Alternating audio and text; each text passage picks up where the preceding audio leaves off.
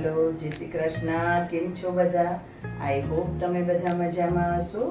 आज આપણે બનાવશું પાર્લે બિસ્કિટમાંથી કેક, જે ખૂબ જ સસ્તી બની જશે અને ખૂબ જ ટેસ્ટી બનશે। તો આજે આપણે બિલકુલ ઈંડાનો ઉપયોગ નથી કરવાનો, ઓવનનો પણ યુઝ નથી કરવાનો, એકદમ ઓછી સામગ્રી સાથે અને એકદમ સ્પંજી અને બજાર જેવી ટેસ્ટી કેક બનાવીશું। તો ચાલો કેક બનાવવાનું સ્ટાર્ટ કરીએ। અહીંયા મેં પાર્લેજી બિસ્કિટના 2 પેકેટ લીધેલા છે। મારી પાસે અત્યારે પાર્લેજીના 2 પેકેટ પડેલા છે, બાકી પાર્લેજી ગોલ્ડ પડેલું છે, તો જો જરૂર લાગશે તો આપણે એ પણ એમાં એડ કરી દઈશું। અત્યારે મેં અહીંયા બિસ્કિટના પેકેટ લઈ લીધા છે। બિસ્કિટના ટુકડા કરી અને આપણે મિક્સર જારમાં લઈ લઈશું।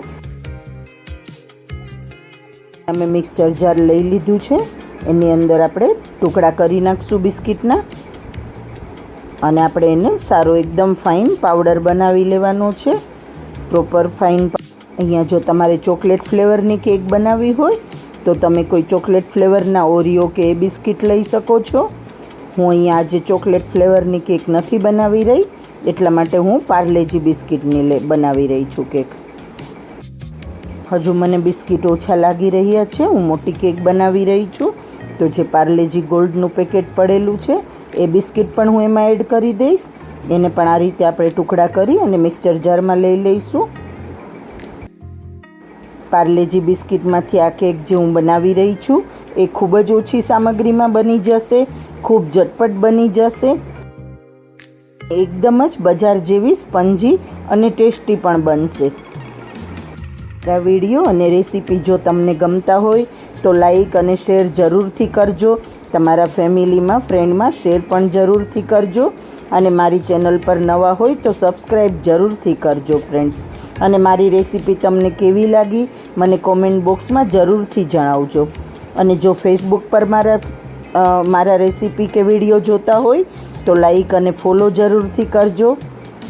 તો અહીંયા આપણે બધા બિસ્કિટનો ટુકડા કરી લીધા છે। હવે આપણે એનો એકદમ ફાઇન પાવડર બનાવી લઈશું। મોટું મિક્સર જાર લીધેલું છે એટલે એકવારમાં જ બધા બિસ્કિટ એકસાથે પીસાઈ જશે। બિસ્કિટનો ભૂકો કરી લીધો છે, એકદમ ફાઇન પાવડર બનાવી લીધો છે। હવે આપણે એમાં 2 થી 3 ટેબલ સ્પૂન જેટલી ખાંડ નાખી દઈશું। તમે જે પ્રમાણે મીઠું પસંદ હોય એ પ્રમાણે ખાંડ નાખી શકો છો। અને આ જે કેક આપણે એકદમ ઇઝી રીતે બનાવીએ છીએ, એટલે મિશ્રણને આપણે બાઉલમાં કે કંઈ નથી કાઢવાનું, આપણે મિક્સર જારની અંદર જ એનું બેટર તૈયાર કરી લઈશું। હવે મેં એમાં થોડું દૂધ નાખી દીધું છે, એને સારી રીતે પીસી લીધું છે। ગ્લાસ જેટલું દૂધ નાખેલું હતું એમાં 1 ટેબલ સ્પૂન દૂધ બચાવેલું છે। હવે મેં અહીંયા 2 ટેબલ સ્પૂન મોટી 2 ટેબલ સ્પૂન બટર મેલ્ટ કરી અને લઈ લીધેલું છે। તમે બટરની જગ્યાએ તેલ પણ નાખી શકો છો, પણ બટરથી એનો ટેસ્ટ ખૂબ સરસ આવશે કેકનો, અને કેક આપણી ખાવામાં એકદમ સૂકી સૂકી નહીં લાગે, એકદમ સ્પંજી અને ટેસ્ટી બનશે। હવે બેટરને આપણે 2 મિનિટ સુધી એક જ ડાયરેક્શનમાં ચલાવવાનું છે સતત, એટલે એકદમ સરસ સ્મૂથ થઈ જશે આપણું બેટર। હવે આપણું બેટર એકદમ સરસ સોફ્ટ થઈ ગયું છે, સ્મૂથ થઈ ગયું છે। તો હવે એની અંદર આપણે 1 ટેબલ સ્પૂન બેકિંગ પાવડર અને 2 પીંચ જેટલી આપણે બેકિંગ સોડા નાખશું। મારી પાસે જો બેકિંગ સોડા કે પાવડર ના હોય તો તમે 1 ટેબલ સ્પૂન ઈનો પાવડર પણ નાખી શકો છો। જે મેં 1 થી 2 ટેબલ સ્પૂન જેટલું દૂધ રાખેલું હતું એ એમાં આપણે એડ કરી દઈશું, એટલે આપણે જે બેકિંગ સોડા અને પાવડર નાખેલો છે એ એક્ટિવ થઈ જાય। હવે બેટરને આપણે સારી રીતે ચલાવી લેવાનું છે। અને હું અહીંયા ટેસ્ટ માટે 8 થી 10 ટીપા હું અહીંયા વેનીલા એસેન્સના નાખી રહી છું, એટલે 1/2 ટેબલ સ્પૂન જેટલું વેનીલા એસેન્સ મેં લીધેલું છે, એટલે તમને કેક બિસ્કિટમાંથી બનેલી છે એવો ટેસ્ટ બિલકુલ નહીં આવે, એકદમ જ તમને બહારથી કેક લાવેલા હોય એવો ટેસ્ટ આવશે। વેનીલા એસેન્સની જગ્યાએ તમે કોઈ બીજું ફ્લેવરની બનાવી હોય તો એ પણ નાખી શકો છો। હવે આપણે બેટરને સારી રીતે એક ડાયરેક્શનમાં ચલાવી લેવાનું છે। હવે આપણે બેકિંગ સોડા અને પાવડર નાખેલા છે, એટલે આપણે બેટરને એકદમ સ્પંજી અને સોફ્ટ બનાવવા માટે સતત આપણે 1 થી 2 મિનિટ સુધી એક જ ડાયરેક્શનમાં ચલાવવાનું છે। એનાથી આપણું બેટર એકદમ સરસ ફૂલી જશે અને સોફ્ટ થઈ જશે। તમે જોઈ શકો છો બેટર આપણું એકદમ સરસ ફૂલી ગયું છે। હવે આપણે 10થી 20 સેકન્ડ માટે ફરીથી એનું ઢાંકણ બંધ કરી અને મિક્સચરને એકવાર આપણે ફરીથી ફેરવી લઈશું. એટલે હવે આપણું બેટર એકદમ સરસ સોફ્ટ થઈ જશે. તમે જોઈ શકો છો મેં ફરીથી 10થી 15 સેકન્ડ માટે એને એક રાઉન્ડ ફેરવી લીધો છે. હવે એની અંદર તમે ચોકો ચિપ્સ પણ નાખી શકો છો, પણ હું અહીંયા ડ્રાયફ્રૂટ નાખી રહી છું. તમારે જો ડ્રાયફ્રૂટની જગ્યાએ ચોકો ચિપ્સ અને ડ્રાયફ્રૂટ બંને એડ કરવું હોય તો એ બંને પણ એડ કરી શકો છો. અહીંયા મેં કેક ટીન લઈ લીધેલું છે, એને સારી રીતે બટરથી ગ્રીસ કરી લીધું છે અને અંદર બટર પેપર પણ લગાવી દીધું છે. બટર પેપરને પણ આપણે સારી રીતે ગ્રીસ કરી લીધું છે. તો હવે જે આપણે બેટર બનાવીને રાખેલું છે એને એમાં એડ કરી દઈશું સારી રીતે. મેં અહીંયા મોટું જ કેક મોલ્ડ લીધેલું છે, કેક ટીન લીધેલું છે, એટલે બધું જ બેટર એકવારમાં જ આવી જશે. તો હવે આપણે એને સારી રીતે અંદર પાથરી દીધું છે. હવે એને થોડું ટેપ કરી લઈશું અને ઉપરથી પણ આપણે ગાર્નિશિંગ માટે થોડા ડ્રાયફ્રૂટ એડ કરી દઈશું.